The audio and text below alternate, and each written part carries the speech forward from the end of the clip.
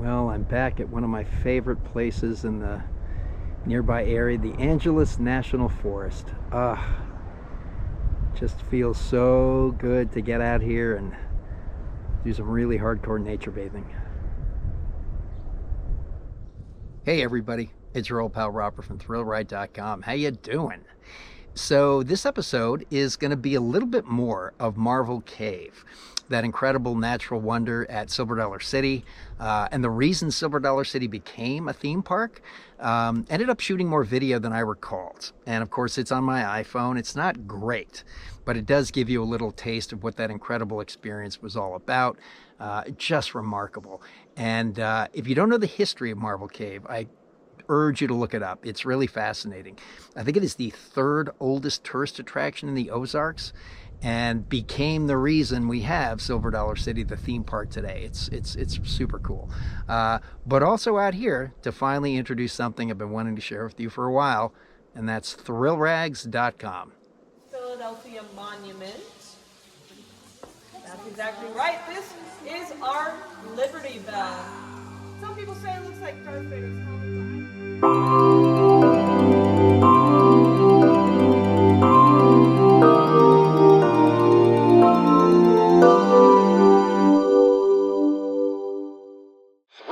Presents Thrillrags brand apparel, souvenir amusement park shirts from a past that never was.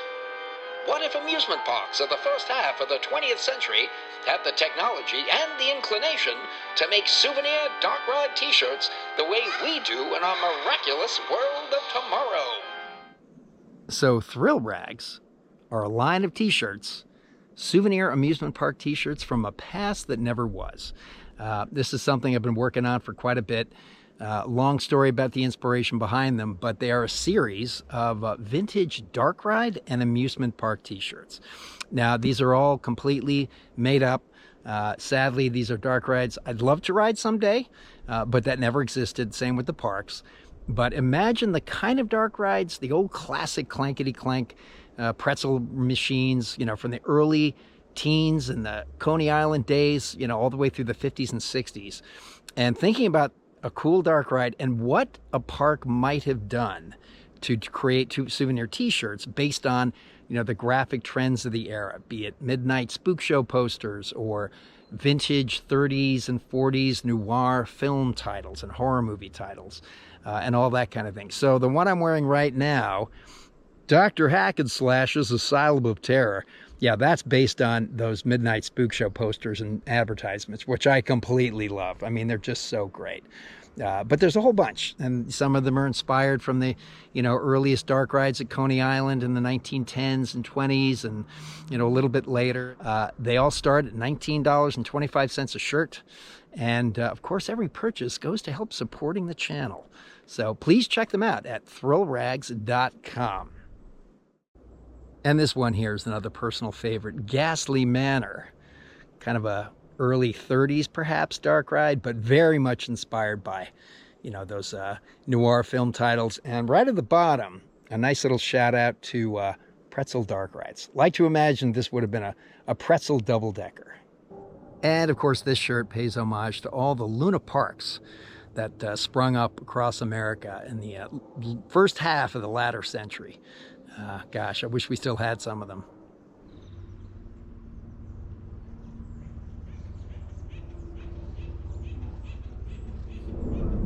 So the Osage First Peoples discovered Marble Cave before anybody else did, and they called it the Devil's Den, which is pretty badass because of the incredibly weird sounds they heard coming out of this hole in the ground. And yeah, kind of part of me wishes it was still called the Devil's Den.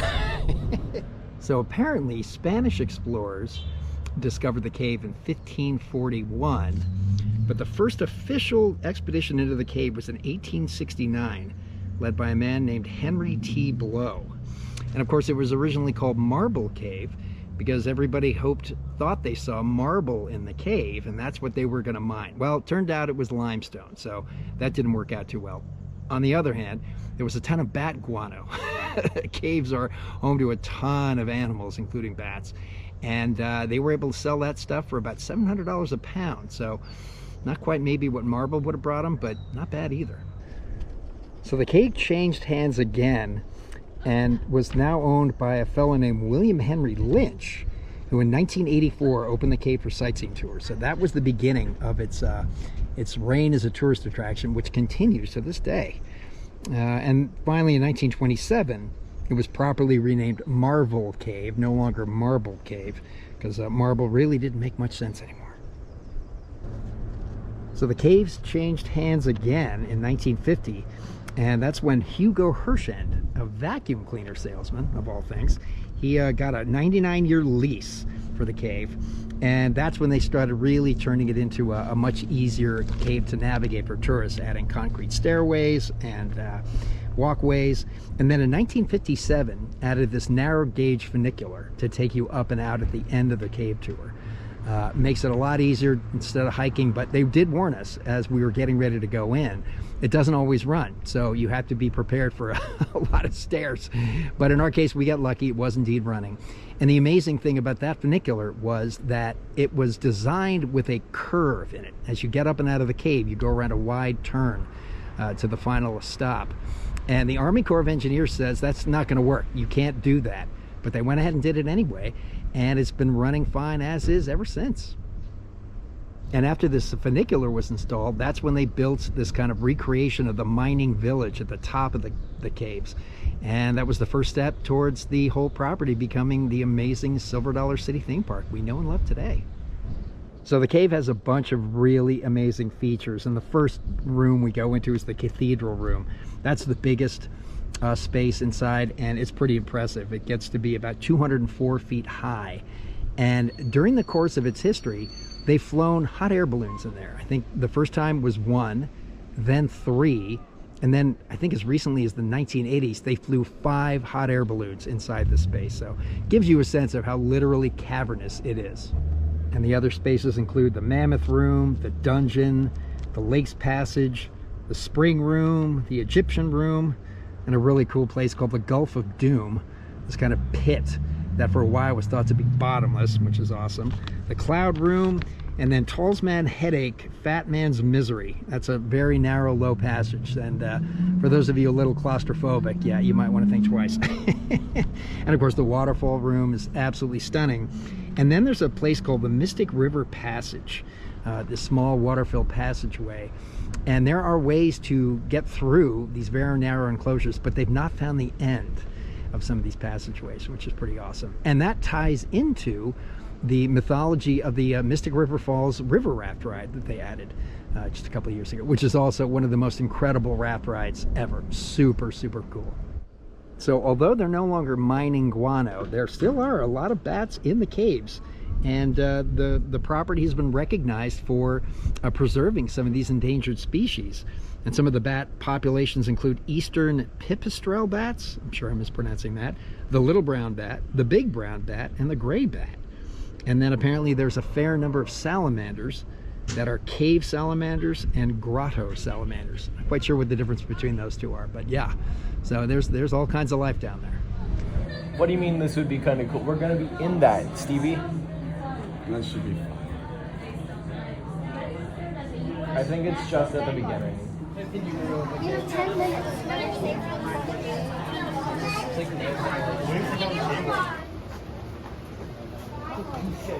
Yeah, fantastic.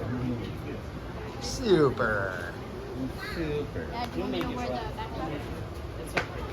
You can wear it during the parts of the village too, like on the smaller parts.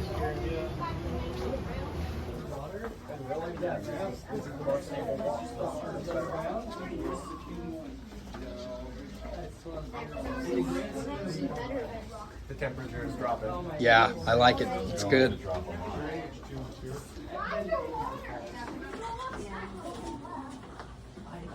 I'm scared. That's cool. You scared? I don't know. I take deep breaths because I said asthma and I'm like, oh. Yeah, I heard the word asthma and I was like, okay, that's not good. Oh, but it's starting to get dark. Yeah, this is so great. Wow. Yeah, I hope that straight over runs. Ryan walking back up all this. Oh, magnificent. Wow. Wow. Everyone off their stairs. We are standing at the very top of the cathedral room. Now it's called the cathedral room because it has amazing acoustics. So, do we have any birthdays in here? Oh my gosh. I'm good now.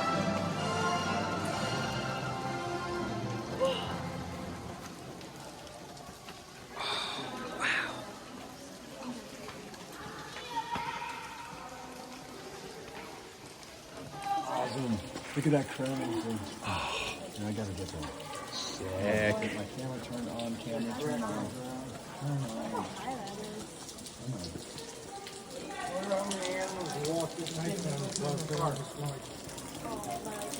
Oh man. Oh man. Just walking along in nighttime, we just Like a fun bunny. right in and bump into anything. Yeah.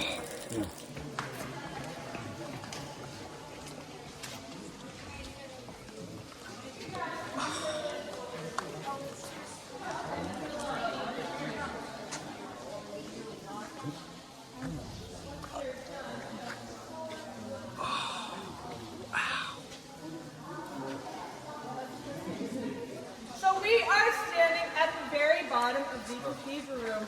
In 1994, they flew 5 hot air balloons in this room right here. Floating around. We got a ton of pictures upstairs to show you guys about that. Now, 100 years before that, in 1894, when the Lynch sisters were giving their very first cave tours, it would have looked a lot different.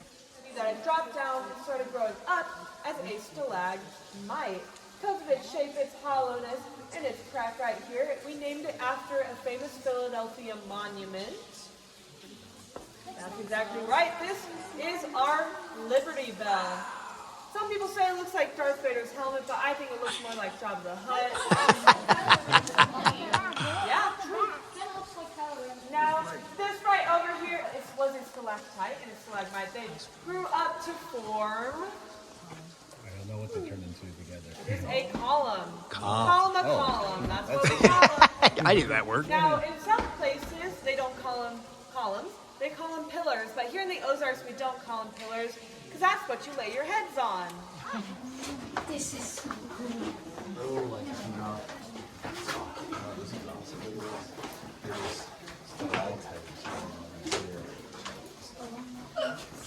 So it's a stalagmite from the bottom. so it's a stalagmite on the ground, stalactite. From the ceiling, yeah. Yeah, so they,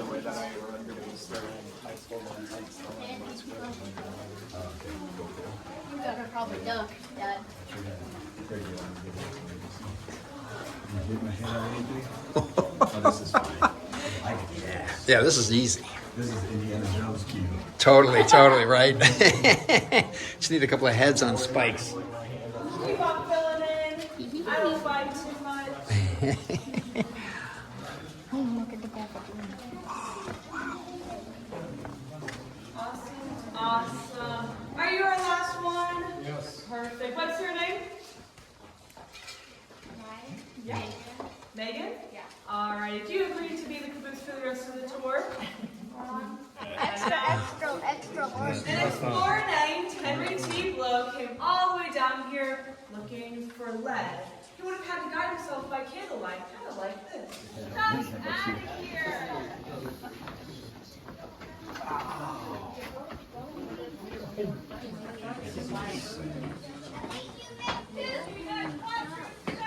Oh my god. So freaking cool. The cloud room.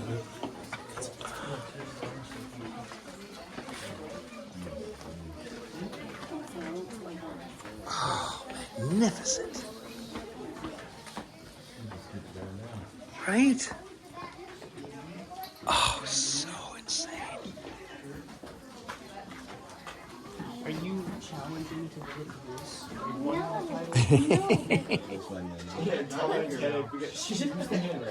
She's already tall man's knuckles. Also, all the change it to tall man's bloody knuckles.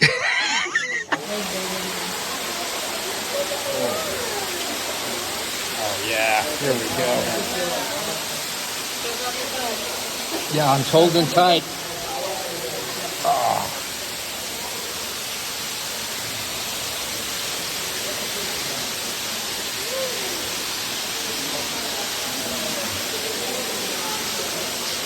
Oh, beautiful.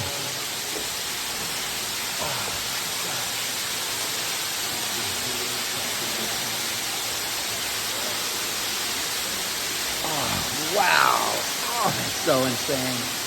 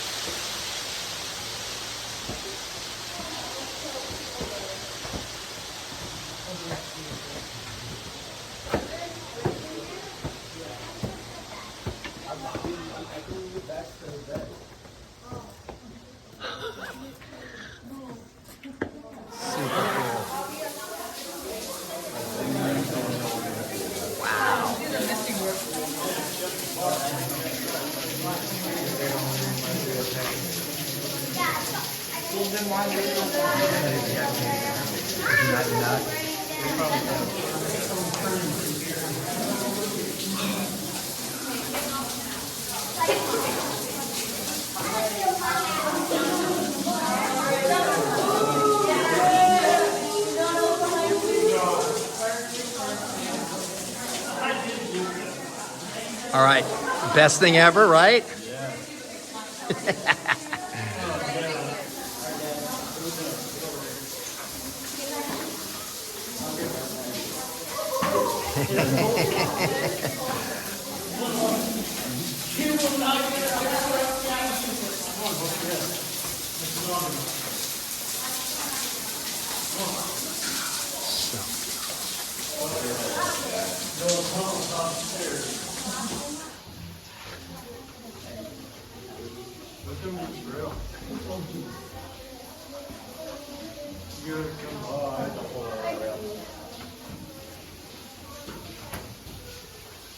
That rail is shaking.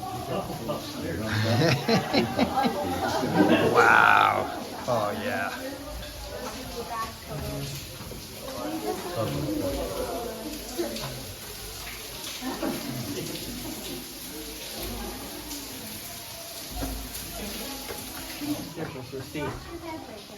Dad, these are called celebrity sales. I got it, buddy.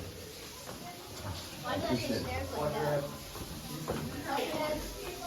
Alright, you guys, right here behind me, I do have the train. Yay! Yay! Let's hope it works. Give it a little high five.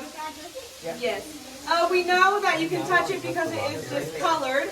All of the calcite formations that are still growing are fairly blonde, like this stuff over here. So all this stuff is growing.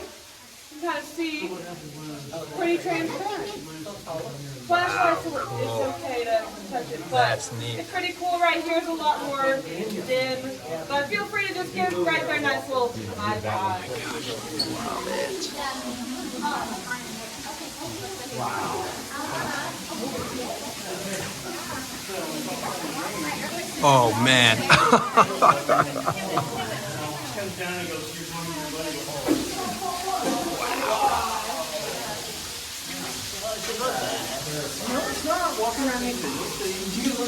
Yeah, it is. Like, Solidifies that I've been doing. Stevie, turn around. Zach. Dude, right? Best thing ever. Say it again? Favorite tourist attraction of all time. Agreed. Agreed. So.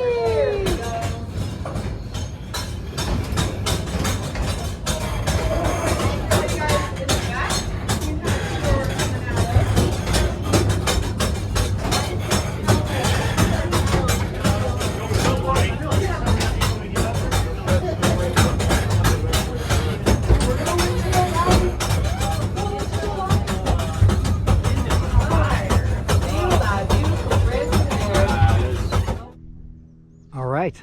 I think that will bring this one to a close. So, as always, thank you so much for coming along. And hey, if you made it this far, please consider giving it a like and maybe even subscribing. It would mean a lot to me. And yeah, hope you enjoyed what was a very quick look at the 1 hour long Marvel Cave Tour. It is so worth your time. If you are ever at Silver Dollar City, please don't miss it. It's one of the best things I've ever done at a theme park. So great. And again, please visit thrillrags.com. Got 12 t-shirts up there right now, 6 dark ride shirts and 6 park logo shirts. Every sale helps support the channel, as they say. All right, take care, and we will catch you in the next one.